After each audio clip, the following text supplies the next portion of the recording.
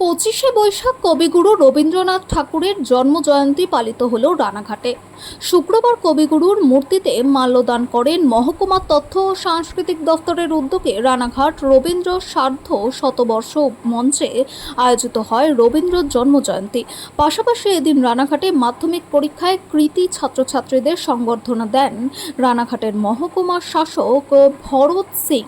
উপস্থিত ছিলেন রানাঘাট পৌরসভার পৌরপ্রতি কৌশলদেব বন্দ্যোপাধ্যায়, রানাঘাটের তথ্য আধিকারিক অনুশ্রী গোস্বামী। এই প্রসঙ্গে রাজ্যে নবম স্থান অধিকারী মাধ্যমিকের কৃতী ছাত্র কি জানালেন, পাশাপাশি রানাঘাটের তথ্য আধিকারিক অনুশ্রী গোস্বামী কি জানালেন শুনে নেব। তাদের সবাইকে আজকের শুভ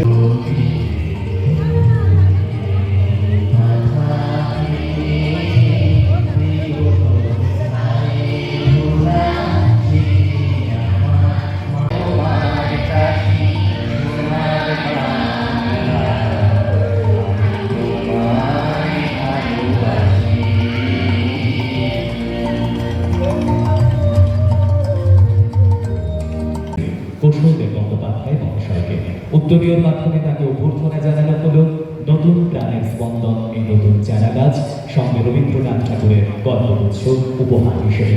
আরো একবার সবাই মিলে সজনে তারা দয়া করে মঞ্চে চলে আসবেন।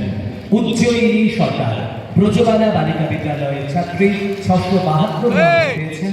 রানাঘাট 1 নম্বর ব্লক পৌর এলাকার মধ্যে প্রথম স্থান অধিকার করেছেন উজ্জয়িনী।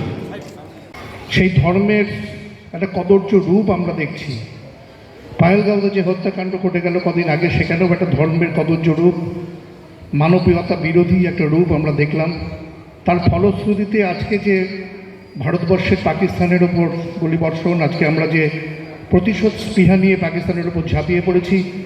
আমাদের দেশ যাতে অখণ্ড থাকে, আমাদের দেশের যে সমস্ত বীর সেনানীরা আজকে জীবন দিয়ে দেশকে রক্ষা করার স্বার্থে, দেশবাসীকে রক্ষা করার স্বার্থে পাকিস্তানের এরকম আক্রমণ করছে, তার পেছনে কিন্তু একটা কদর্য ধর্মান্ধতা রয়েছে।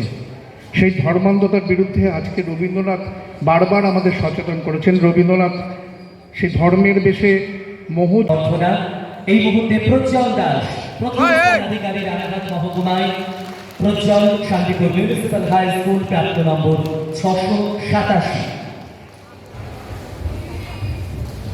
অত্যন্ত আনন্দের মুহূর্ত, স্মরণীয় মুহূর্ত। প্রজ্জ্বলের এই কৃতিত্বকে অভিনন্দন এবং একই সঙ্গে প্রজ্জ্বলের জন্য আমাদের শুভকামনা। আগামী দিনে সমস্ত পরীক্ষায় প্রজ্জ্বল কৃতকার্য হোক, এরকমভাবেই সাফল্য অর্জন করুক, এই আমাদের প্রার্থনা।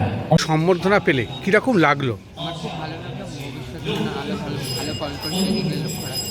কী করতে চাও তুমি? আমি ভবিষ্যতে এইচএসের পর আইআইটি যেই দিয়ে আইআইটিতে যাওয়ার ইচ্ছা আছে, আর সেখানে গিয়ে কম্পিউটার সায়েন্স কিংবা ম্যাথমেটিক্স অ্যান্ড কম্পিউটিং নিয়ে পড়াশোনা করার ইচ্ছা। তোমার বাড়িতে কে কে আছেন? আমার বাড়িতে আমার বাবা, মা, ভাই আর আমি। আর এই যে রানাঘাটে আসলে এসে এই সম্বর্ধনাটা পেলে মহকুমা শাসকের এখানে, নতুন প্রজন্মের কাছে কি বার্তা দেবে? নতুন প্রজন্মের কাছে প্রার্থনা করতে মাধ্যমিকটা ভালো করতে হলে যে বিষয়গুলো আছে আমাদের, সেই বিষয়গুলো প্রত্যেকটা ভালো করে মনোযোগে পড়তাম, কোনো বিষয়গুলো অবহেলা দেখানো যাবে। তোমার অবসর সময় কাটে কি করে?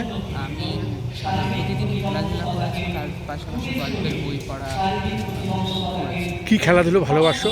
ক্রিকেট।